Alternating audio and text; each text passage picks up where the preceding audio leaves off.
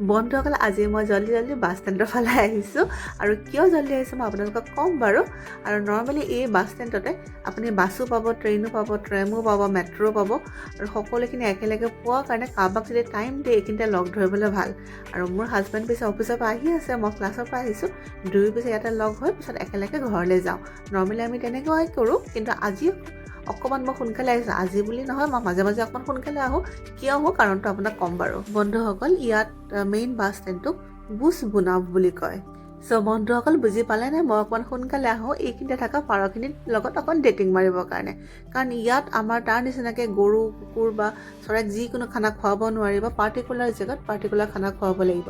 আৰু যদি আপুনি উল্টা পুল্টা খানা খুৱাই দিয়ে তেতিয়াহ'লে তাতো ফাইন লয়। বন্ধুসকল আপোনালোকে যদি জীৱ জন্তুক মৰম কৰে বা খানা খুৱাই আপোনালোকৰ লগত থকা নিগেটিভ এনাৰ্জিবিলাক অতি সোনকালে নোহোৱা হয়। মোৰ পিছে এইটো সৰুৰ পৰা অভ্যাস আছিলে। আৰু আপোনালোকৰ